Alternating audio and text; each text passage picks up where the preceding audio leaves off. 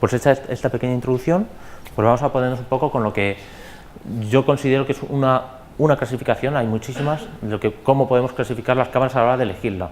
También soy de la opinión de que existe una cámara, no existe una cámara para cada proyecto, es decir, no existe la cámara perfecta, lo que hablábamos antes. Existen muchos tipos de herramientas, afortunadamente, y cada una pues, se va a ajustar a un proyecto o a un presupuesto, ¿vale? Incluso podemos mezclarlas.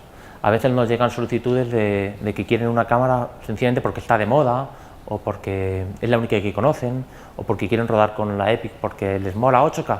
Bueno, pues a lo mejor no necesitas 8K, y lo rodan con 8K y luego no saben cómo mover eso en postproducción, o terminan de rodar y luego no tienen dinero para hacer la postproducción. Entonces hay que un poco analizar y tratar de entender por qué rodar con una cosa o con otra. A veces, incluso teniendo mucho presupuesto, es mejor hacerlo con una DSLR, y otras veces pues tengo presupuesto para una DSLR, pero necesito una cámara mayor para vender mi proyecto a un sitio concreto, como Netflix, ¿vale? Que te dice qué cámaras puedes rodar. Esta te la recomienda, es la preferida para Netflix. En cambio, la Realessa Mini, que es un camarón, no la quieren, porque no llega a las especificaciones que necesita. Tiene que ser 4K de forma nativa, y esta no es 4K de forma nativa, es 3,4, ¿vale? Con lo cual no existe la cámara perfecta, ¿vale? Pero existe afortunadamente una variedad muy amplia para poder escoger una u otra. Entonces, ¿cómo las clasifico yo? Pues un poco, la primera clasificación podríamos hablar de resolución, ¿vale?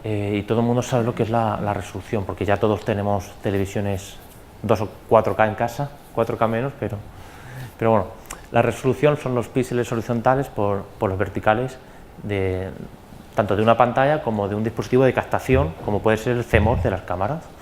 Entonces, la tendencia y lo habitual es encontrarnos cámaras ya en 4K.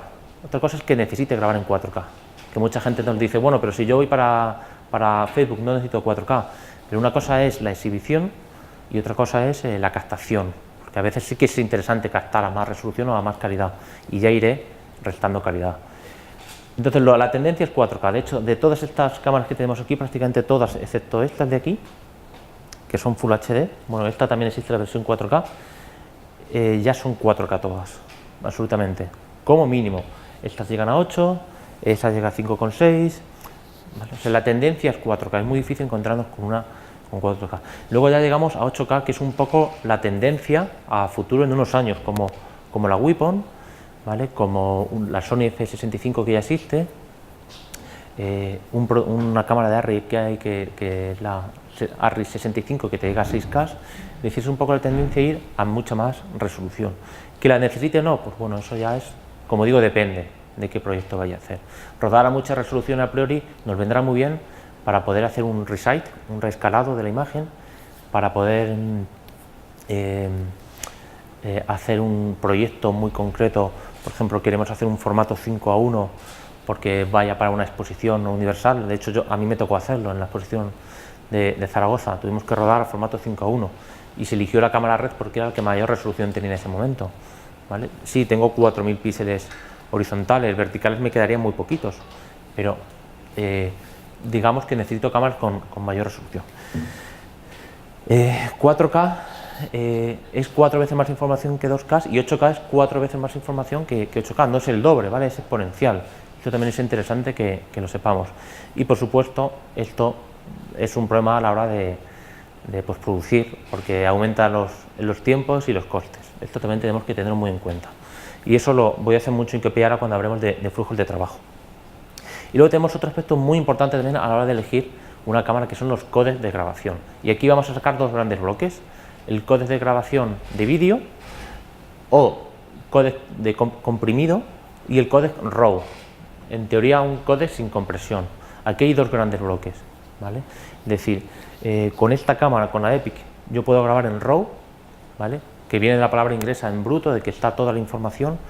Es un poco mentira, porque casi todas las cámaras te comprimen, ¿vale? Es decir, tienen una compresión propia que el propio fabricante desarrolla, digamos, para minimizar el tamaño de los archivos en las tarjetas de memoria, porque si no es ingente. De hecho, quien no lo hace, por ejemplo, es Blackmagic. Blackmagic es un fabricante australiano que sacó estas camaritas, y tiene otros tantos modelos, y digamos no no cogió recursos suficientes para investigar y desarrollar su propio códec de RAW. Entonces cogió los estándares que había en el mercado, ProRes por un lado de Apple y DNG, el Digital Negative, que es libre pero es propiedad de Adobe, ¿vale? Los compró, digamos, y los puso en sus cámaras. ¿Qué ocurre con el DNG, con el RAW de esta cámara? Que es súper grande, es bestial, es una barbaridad lo que ocupa grabar en RAW con estas cámaras, pero mucho más que con esta o con esta otra. Entonces tiene la ventaja de que es universal, de que cualquier máquina ahora, dentro de 100 años, en teoría lo podría leer, pero pesa muchísimo. Si Red, que no deja de ser una empresa, desaparece dentro de 10 años, al cabo de 2 más dejarán de actualizarse se actualizará todo el software de los ordenadores, menos el suyo propio, entonces los archivos RAW de esa cámara no los podremos leer. Igual que el VHS que tengáis en vuestra casa, si no tenéis un reproductor, nos ocurrirá lo mismo. Entonces tiene sus ventajas y sus inconvenientes. En cualquier caso, ¿es mejor o no grabar en RAW? Bueno, pues depende para qué cosa.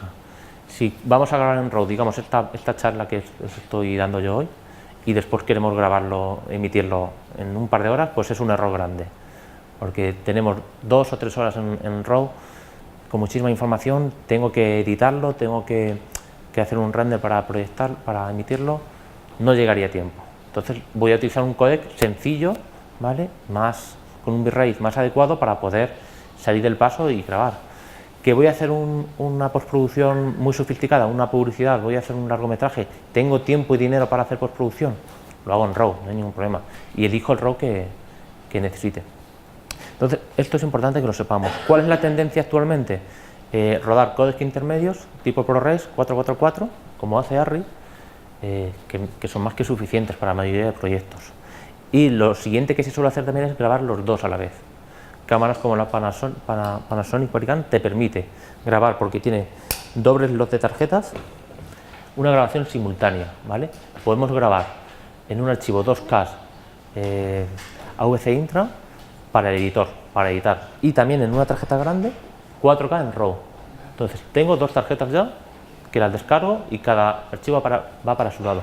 Pero es que además me permite, aquí tiene una puertita, me permite meter aquí un pincho 4G o 5G cuando venga la nueva tecnología y emitir vía internet un H264, un H265 a la oficina del productor para saber lo que estamos haciendo o para mandárselo a sonido y que vaya ya editando su trabajo. O sea, puedo hacer hasta 3 grabaciones simultáneas con este equipo. ¿Cuál será la tendencia en un futuro? Incluso que grabemos en la nube, ¿vale? Es decir, que nos dejamos de tarjetas y vayamos a la nube. Entonces, cámaras como esta nos permite hacer una grabación dual. Cámaras como Alexa, hasta hace muy poquito, solamente nos permitía grabar en ProRes y de manera externa, con un grabador externo, un monitor que le ponemos arriba, que tiene tarjetas para grabar, podíamos grabar en RAW también. Entonces ya tenemos una grabación simultánea, pero no nos lo ofrecía la propia cámara, teníamos que poner un dispositivo externo. Con Red nos ocurre un poco lo contrario, excepto esta versión, esta cámara que ya nos permite una grabación simultánea, ahora sí lo permite hacer, antes no, antes solamente grababa en RAW, tenía que grabar en RAW de manera interna y con un monitor externo grabar en un ProRes, por ejemplo, siempre y cuando nos respetara el mismo código de tiempo y el mismo número de archivos, pues me permitía hacerlo.